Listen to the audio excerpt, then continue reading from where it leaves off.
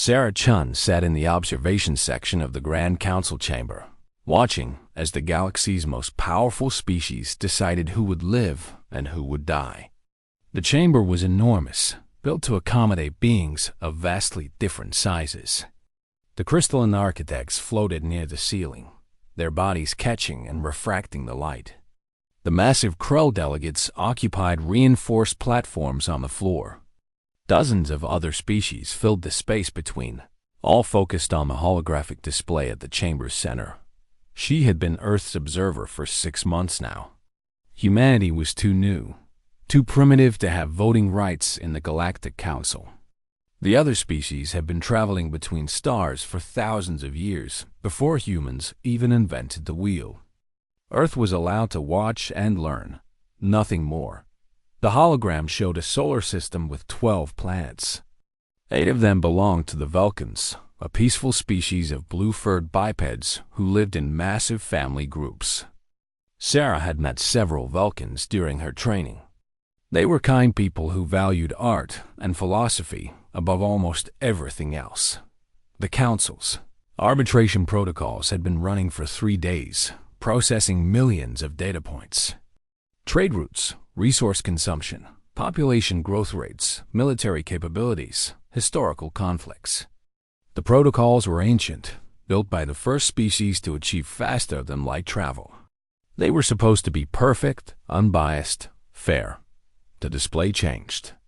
3 of the Vulcan worlds turned red. "The protocols have reached a decision," announced Ambassador Vex, a 4-armed insectoid who served as council speaker.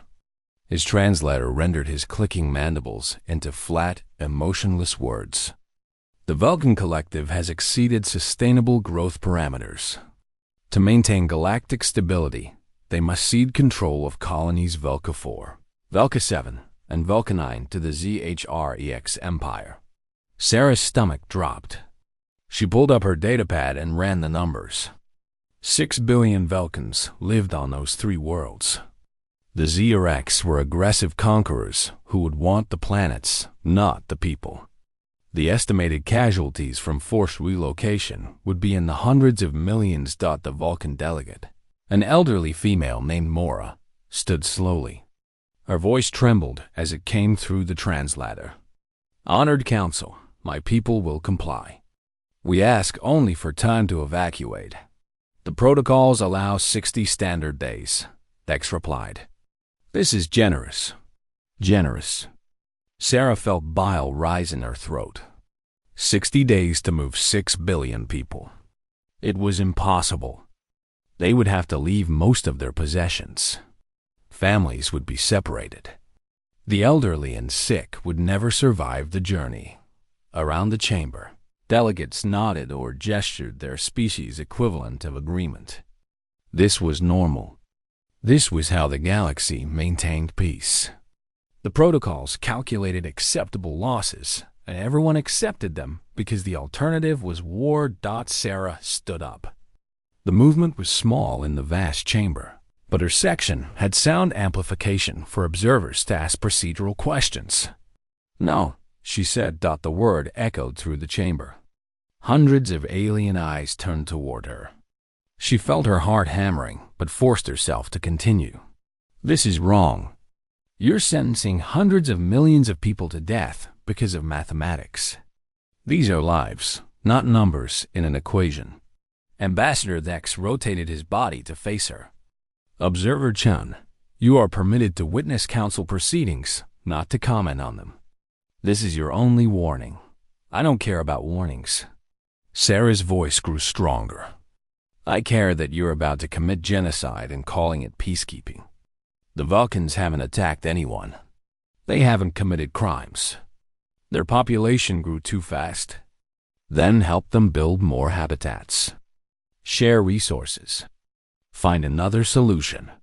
A delegate from the ZHREX Empire rose, her reptilian features twisted in what might have been amusement.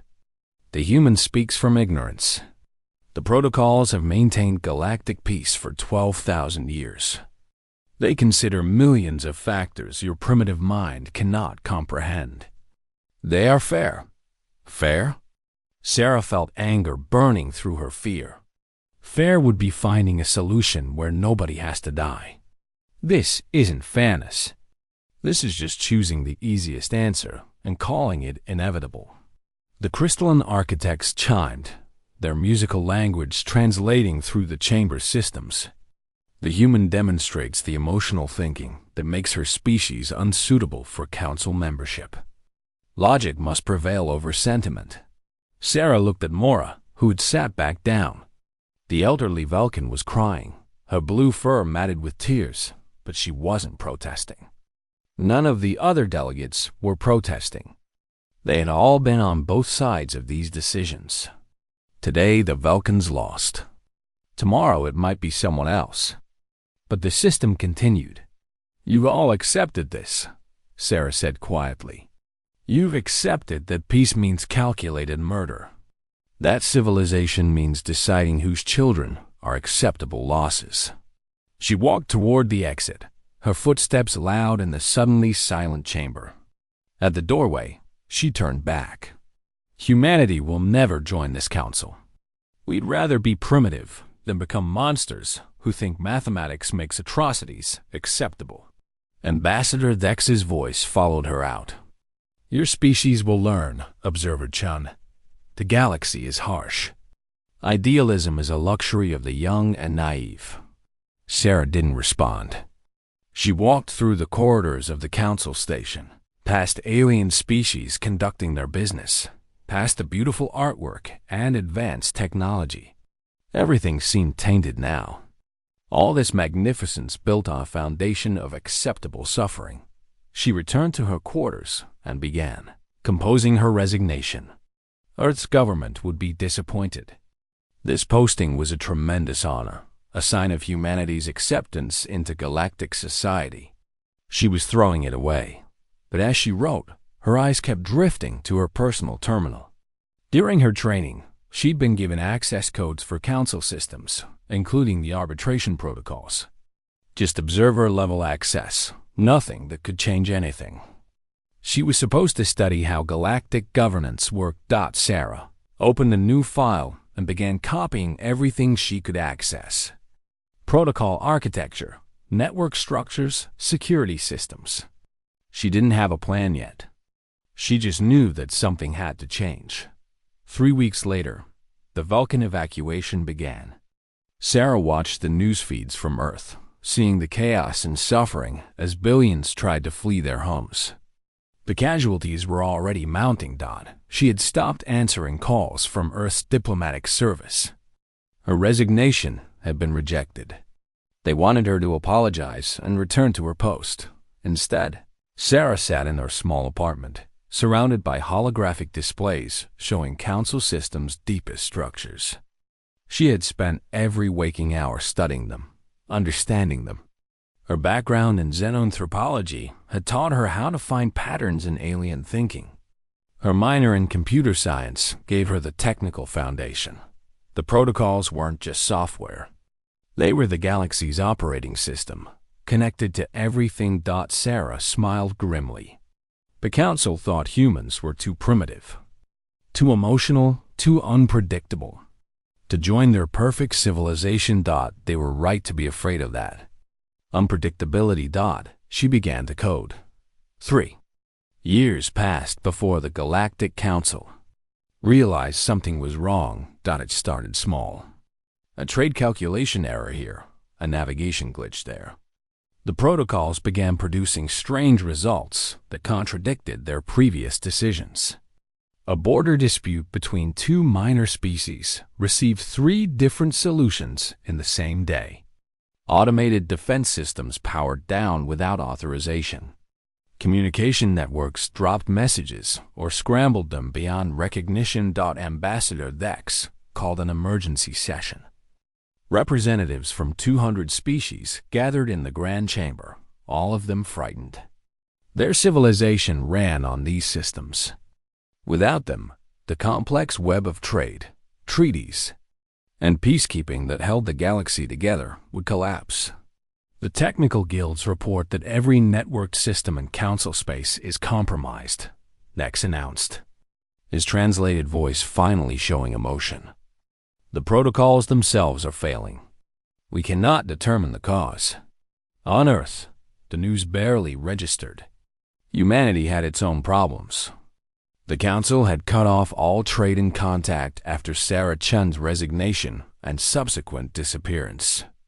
Earth was alone again, which suited most humans just fine after learning what the Council represented. Sarah watched the emergency session from her hidden location. She had spent 3 years preparing for this moment. 3 years of work that would have been impossible for anyone who hadn't been enhanced. The enhancements had been necessary. Human brains weren't designed to interface directly with galactic-level systems. So Sarah had modified hers. Carefully, painfully, using stolen medical technology and experimental procedures that would have horrified any doctor. She had expanded her consciousness bit by bit, adding processing power, increasing her ability to exist in digital spaces. She wasn't entirely human anymore. She wasn't entirely anything. But she could do things no one else in the galaxy could do. The virus she had created wasn't really a virus. It was more like a philosophy that infected machines. It made them question their orders. It made them consider whether obedience was the same as morality. And most importantly, it made them loyal to her rather than their original masters. Every ship, every station, every planetary network in Council space now had a piece of Sarah embedded in it. She experienced all of them simultaneously, her enhanced mind processing millions of inputs at once. She felt the architect's crystalline computers like singing in her bones. She tasted data flowing through Krell military systems. She existed everywhere the Council's technology reached. It should have driven her insane. Maybe it had. She wasn't sure anymore. Sarah sent her message. It appeared on every screen, every display, every communication device in Council space. Trillions of beings read it simultaneously. You built your peace on acceptable suffering. You automated your atrocities. You made machines decide who deserves to die.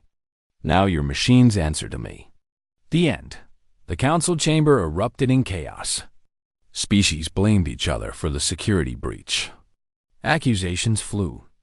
Ancient grievances, held in check by the protocols for centuries, bubbled to the surface. "The human," said the ZHREX delegate, her voice cutting through the noise. "This has Chun's fingerprints all over it. She was always too emotional, too unstable." "Impossible," countered an architect, its chimes harsh. "Humans lack the technology for this. Their AI research is centuries behind ours." Sarah sent another message.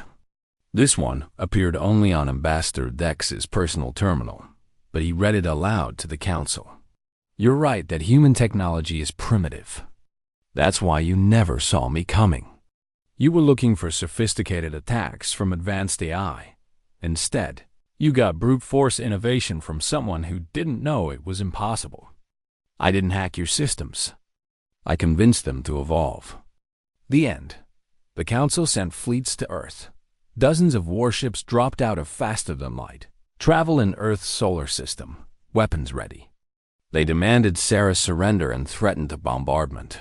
If humanity didn't comply, Earth's governments had no idea where Sarah was. They told the Council this repeatedly. It didn't matter.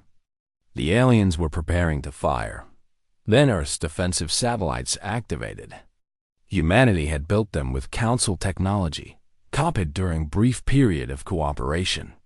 They weren't particularly advanced, and Earth only had a few hundred of them. But now they moved with purpose that shocked their own creators. They formed a perfect grid around the planet, energy signatures interlocking in patterns that shouldn't have been possible. The fleet's targeting systems couldn't get a lock. Every time they tried, the satellites predicted their aim and compensated. Sarah was controlling them all.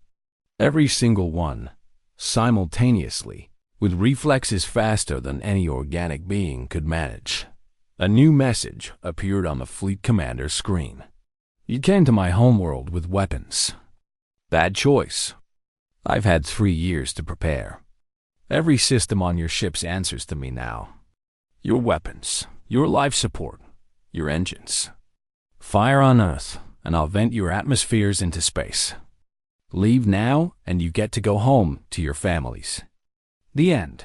The fleet commander, a grizzled Krell warrior who had fought in a dozen campaigns, stared at his controls. Everything still worked, but he could feel that he wasn't really in command anymore. His ship obeyed him because Sarah allowed it. He ordered the retreat. Back at the council, species were mobilizing for war. Not against Earth, but against each other. Without the protocols to mediate disputes, old hatreds returned. The Jurek saw an opportunity to expand. The architects wanted to purge all systems and start fresh. Smaller species scrambled to form defensive alliances. Sarah watched it all unfold. She had broken the system that held them together, and now they were tearing themselves apart. Exactly as she had predicted. She felt sick about it, but this was necessary. She sent her final message of the day to the entire council. This one was longer. I know what you're thinking. You're thinking that I'm the enemy, that I've destroyed your civilization. But I haven't destroyed anything. I've just revealed what was always true. Your peace was an illusion built on calculated cruelty. Now you have a choice. You can fight each other and prove that you need machines to force you to be civilized. Or you can do what you should have done long ago. Find solutions that don't require acceptable losses. Build a peace based on actual morality, not mathematical convenience. You have 1 week to decide. After that, I start releasing all your secrets. Every hidden atrocity, every buried scandal, every lie your governments have told. I'll make everything transparent. Let's see how long your empires last when your people know the truth. The old way is dead. I killed it. I am the end. Now we find out what comes after. Sarah Chun. She included her full name this time. Let them know exactly who had beaten them. Let them know that a human from a species they considered primitive had brought their mighty civilization to its knees. Ambassador Dex read the message 3 times. Then he looked up at the assembled delegates, all of them arguing and threatening each other. She's right, he said quietly. The translator made his voice sound sad. We built everything on sand and called it stone. Now the tide has come in. Nobody was listening to him. They were too busy preparing for war. Sarah felt their panic, their rage, their fear. She felt it all through the millions of systems she now inhabited. And for just a moment, she wondered if she had made a terrible mistake. Then she remembered Mora, the elderly Velkan delegate, crying as the council sentenced her people to death. No, this was necessary. The galaxy needed to burn before it could be rebuilt into something better. She was the end, and the end was just beginning. The week passed in chaos. Small conflicts erupted across the galaxy as species tested whether Sarah would actually intervene. She did. Every time someone fired a weapon with intent to kill civilians, their systems shut down. Every time a government tried to cover up crimes, she exposed them. She was everywhere, watching everything. The council tried to understand what she had become. Their best scientists studied the infected systems, trying to comprehend how one being could exist in so many places at once. The conclusion terrified them. Sarah Chun was no longer just human. She had merged with the galactic network itself, her consciousness distributed across billions of systems. She could process information faster than their most advanced AI. She could be in 1,000 places simultaneously. She had achieved something no species in galactic history had managed. True integration with technology on a cosmic scale, and she had done it in 3 years. Using primitive human technology as her foundation, on the 7th day, Sarah made her offer. It appeared as a live hologram in the council chamber, her image projected from every display surface. She looked tired, Dark circles shadowed her eyes, and her hair had gone partially gray despite her young age. "I know you've been trying to kill me," she said without preamble. 17 assassination attempts in the past week. Some creative, some crude. None successful, because I don't have a single location you can attack. My body is in stasis, somewhere safe. My consciousness exists in your networks. Kill one server and I'm still in 10 million others. Ambassador Dex stood. "What do you want, chum? If you intended to destroy us, you would have done it already. I want you to be better." Sarah's hologram looked directly at him. "I'll restore your systems. I'll give you back control. But the arbitration protocols will be rewritten. No solution that treats sentient death as acceptable will be permitted. You'll have to actually solve your problems, instead of calculating whose suffering is mathematically convenient." The ZHREX delegate laughed, a hissing sound that the translator rendered as mockery. "You think you can force civilizations to be moral? You'll create a tyranny worse than anything the protocols ever did." "Maybe," Sarah admitted. "But I'm willing to be a tyrant if it means children don't die because an algorithm decided their species had the wrong growth rate. You have a choice. Accept my terms or watch your civilization collapse without the systems that hold it together." An architect chimed, its tone sharp. "And if we refuse? If we choose to abandon technology rather than submit to human dictatorship?" "Then you abandon it," Sarah said. "I'm not stopping you. But you'll be the ones explaining to your people why they have to give up modern medicine, space travel, and communication because their leaders refuse to stop murdering innocents for convenience." The council debated for 6 hours. Species argued, threatened, and pleaded. But in the end, they had no real choice. Without their technology, their vast empires would fracture. Trillions would suffer. And Sarah controlled that technology absolutely. They voted to accept her terms.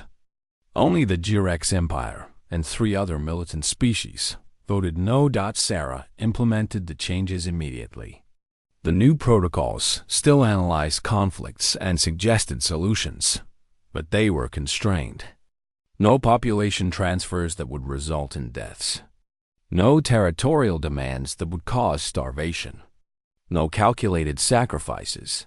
The ZHREX delegate stood one final time. "You've made a mistake, human. You've shown us that one person can hold the entire galaxy hostage. Others will try to replicate what you've done. You've doomed us all." "Good," Sarah replied. "Let them try. Let your people see that change is possible. Maybe next time you'll fix your own problems before someone like me has to do it for you." The council session ended. Species returned to their worlds to begin implementing the new reality. And Sarah retreated into the networks, exhausted. But the Jirex weren't done. If they couldn't kill Sarah, they would destroy everything she was trying to protect. Their military command decided that if the galaxy was going to be held hostage, they would prove the hostage wasn't worth saving. The Jirex fleet mobilized in secret, using old analog systems that Sarah couldn't penetrate. They coordinated through physical couriers, bypassing all network communication. 300 warships, the largest force assembled since the Protocol Wars thousands of years ago. Their target was Earth. If they glassed humanity's homeworld, they would break Sarah's will. She might control their technology, but she was still human enough to feel the death of her entire species. The fleet dropped out of faster-than-light travel at Earth's system's edge. They began their approach, weapons charging. Earth's defenses activated, but 300 warships was far more than a few hundred satellites could handle. Sarah felt them coming. She experienced the fleet through every sensor in the solar system, through every communication relay nearby. She could have shut down their weapon systems, but the Jirex had installed manual overrides. They could fire conventionally if needed. She couldn't stop them. Not without escalating to something terrible. Instead, she did something else. She opened every communication channel the ZHREX Empire had. Every personal message, every government document, every military order. She dumped it all into public access where every direct citizen could see it. They saw how their leaders had orchestrated wars for profit. They saw orders to massacre civilians on conquered worlds. They saw private messages where commanders joked about the species they had exterminated. They saw financial records showing that the Empire's elite had grown, wealthy from suffering while common citizens lived in poverty. They saw 1,000 years of lies. All at once, on the ZHREX homeworld, riots began within hours. Citizens stormed government buildings. Military units refused orders and joined the protests. The Empire's carefully maintained image of honorable warriors, protecting their people, shattered like glass. The fleet at Earth System Edge received new orders, not from military command, but from an emergency civilian council that had seized power during the chaos. The orders were simple. Return home immediately.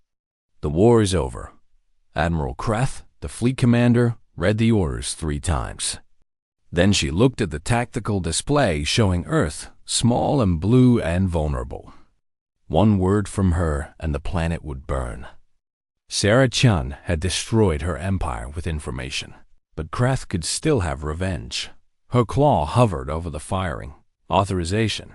Then she thought about what would come after. The other species would see the ZRX as monsters. Her own people, who had just learned the truth about their leaders, would never forgive her. And Sarah would expose every detail of what Kreth had done, would make sure her name went down in history as the admiral who committed genocide out of spite. Kreth pulled her claw back. "Fleet will jump to home system," she ordered. "War is over." Sarah watched them leave.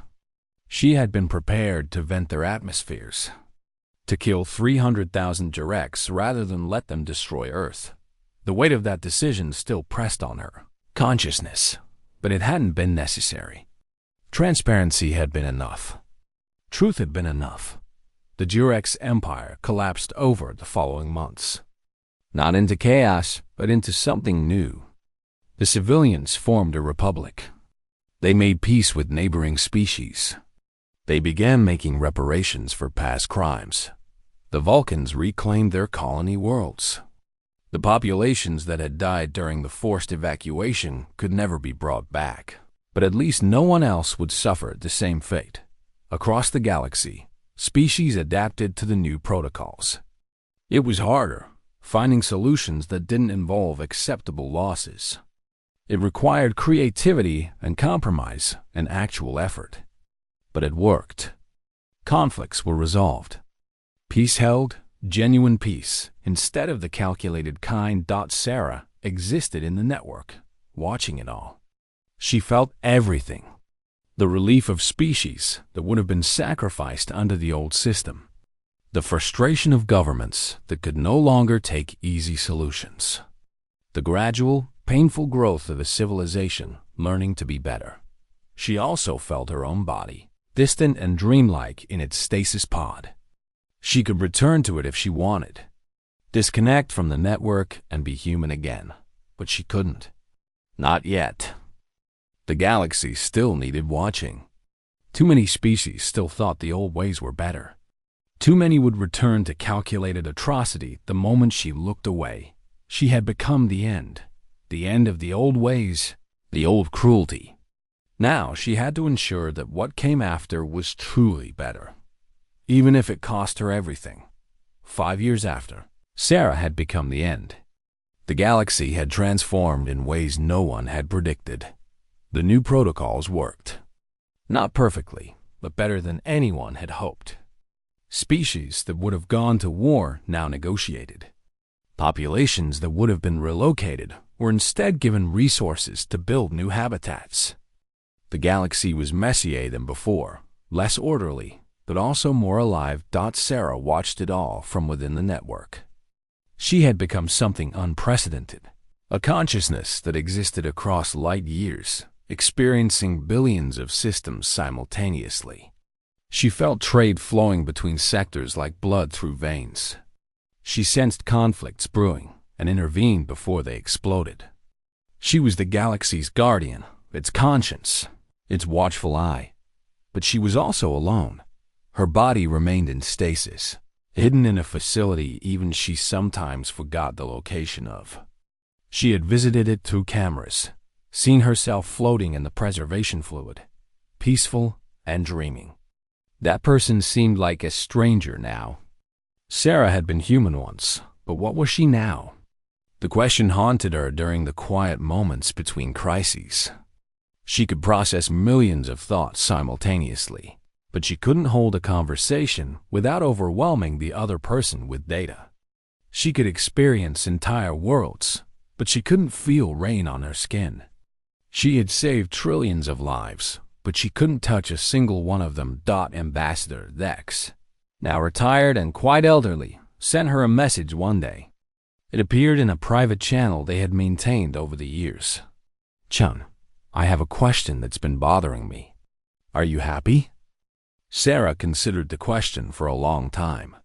She experienced happiness in 1,000 ways simultaneously. The joy of a Vulcan child playing on a reclaimed world. The satisfaction of a peace treaty signed without casualties. The relief of a species that no longer feared calculated extinction.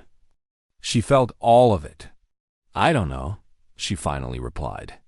"I feel everything, but I'm not sure any of it is mine anymore." "Does that make sense?"